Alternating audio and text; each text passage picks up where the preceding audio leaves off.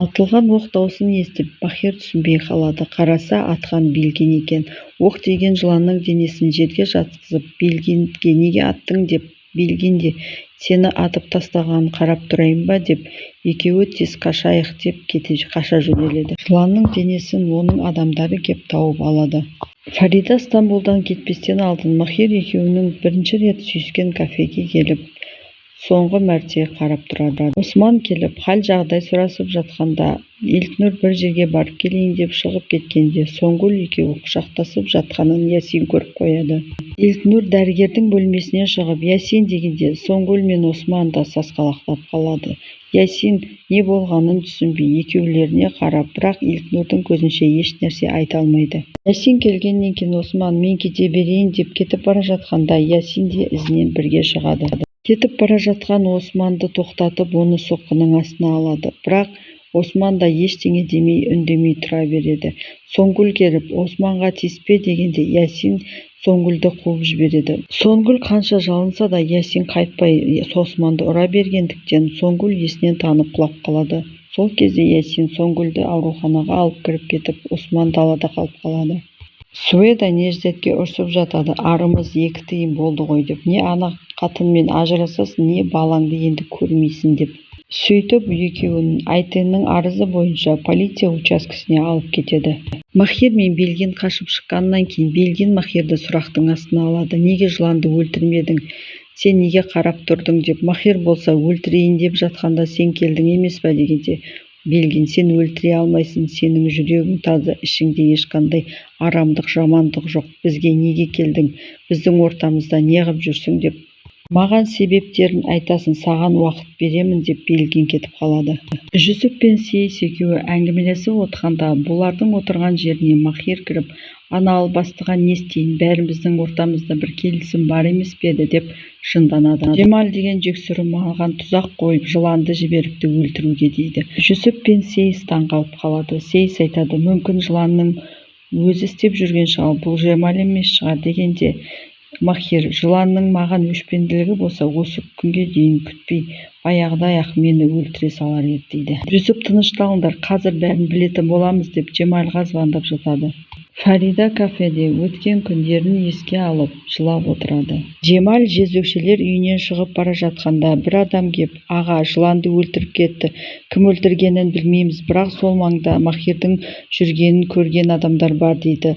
Ал Жемал болса жынданып, енді не істеймін мен, келісім шартты бұздым. Енді мені Махир келіп өлтірген күтіп тұрайын ба, ямса біздікілердің турап өлтіргенін күтіп отырайын ба дегенде, бір кісі келіп, сізді Жүсіп аға Амор клубына шақырып жатыр дейді. Белгин үйге келгенде оның нақсүйері күтіп отырады. Белгинге сені адам өлтірді деп айыптапты ғой, неге маған айтпадың дегенде, Белгин өтірік жылаған боп, қорықтым, сен ана кісіге бір нәрсе жасап қояды ма деп. Одан да маған жындан, маған ұрыс, саған бір нәрсе болса мен не істеймін деп ана кісіні алдап сулайды.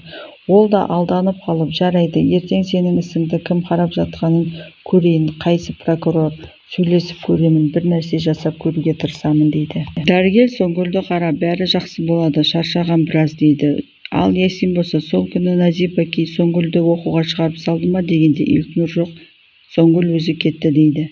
Барлығы Жемалды күтіп отырады. Жемал бұл келіп алып, не болды, неге шақырдыңдар, бір нәрсе болып қалды ма, жұмыс шықты ма деп өзінше болып, еш нәрсе жасамағандай кейіп танытады. Махир оның алқымынан алып, адам жібердің ба мені өлтіруге дегенде, Жемал еш нәрсе білмеймін, ешкімді жібермедім деп айтпай қояды. Сөйтіп Махир әрқашанда сені бақылап жүретін боламын деп кетіп қалады. Жемал болса, еш нәрседен хабарым жоқ, еш нәрседе білмеймін, ешкімге еш нәрсе жасасқан жоқпын, арамызда келісім бар, мен ештеңе жасамаймын деп сендіргендей болады да кетіп қалады. Фарида жылап отырып, Махир екеулерінің бірінші рет сүйіскендерін, серуендеп жүргендерін, тәтті кездерін және қызықты күндерін еске алады. Назип әкей, дәрігердің сіз қалуыңыз керек, әлі біраз күн жатуыңыз керек, анализдер алуыңыз керек деген сөздеріне қарамастан ауруханадан шығуға дайындалып жатады. Сол кезде Ясин келіп Соңгүлге, сол күні сізді Назип әкей шығарып салды ма, Осман екеулерінің бірге болғандарыңды көрді ма деп сұрап жатады. Фарида келеді, Махирдің жанынан өтіп кетеді. Соңгүлдермен амандасып жатқанда Назип әкей де шығады. Барлығы Назип әкейдің жанына барып, халін сұрап жатқанда Махир жанына келіп әкесінің халін сұрайын дегенде әкесі оның сөзін де тыңдамай басқаларға жүр кетейік бұл жерден деп өтіп кетеді. Махир жалғыз өзі барлығының ізінен қарап қалады. Барлығы далаға шыққанда Ясин отыра тұрыңыздар, мен қазір машина әкелейін деп кетеді. Сол кезде Фарида келіп, Назип әкей, мен қоштасуға келдім, Анкараға ауысып бара жатырмын. Барлығы үшін рахмет сізге деп екеуі құшақтасып қоштасады. Суэда мен Неждетті әкеліп, уақытша қамауға алады. Мехмет сайын Жүсіппен кездесіп, менің бір досым бар еді, оның бір жерді ала алмай жүр. Ол жердегі тұрғындар оған қарсылық көрсетіп жатыр екен. Сіздер сол жерді алуға досыма көмектессеңіздер, мен қуанып қалар едім.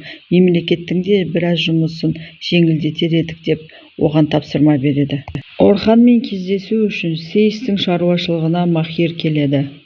Белгиннің шаруаларымен Бехти бей Фаридамен кездесуге келеді. Қипақта Фаридаға басында не айтарын білмей, досымның бір баласыны бар еді. Соның атастырылған бір қызы бар еді. Сол кісінің ісін сіз қарап жатыр екенсіз деп, маған көмектесесіз ба деген кезде, Фарида, түсінемін, бірақ әкем кетсе де мен еш нәрсе жасай алмас едім деп Бехти бейді шығарып салады. Өзінің істерімен жүрген Айтен Фаридамен кездесуге келген кезде Фарида ұятсыз ана қыз атастырылып қойған екен, Махирді де алдап жүр екен деп айтады.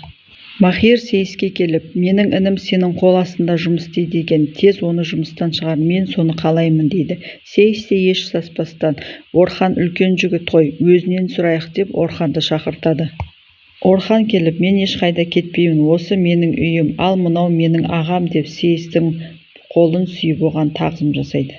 Махир кетіп бара жатқанда Орхан екеуі кездесіп, Орханға сен мұнда не істеп жүрсің дегенде, Орхан айтады, мен өзімнің не істеп жүргенімді білем, ал сен не істеп жүрсің бұл адамдардың ішінде? Ол адамдардың кім екенін сен білмейсің дейді Махир Орханға. Мен бір себептермен жүрмін дегенде, Орхан себебін айт, бізде білейік деп. Бұлар адамдарды қалай болса солай қолданады дейді. Ал Орхан болса, кішкентаймын ғой, мен түсінбеймін деп.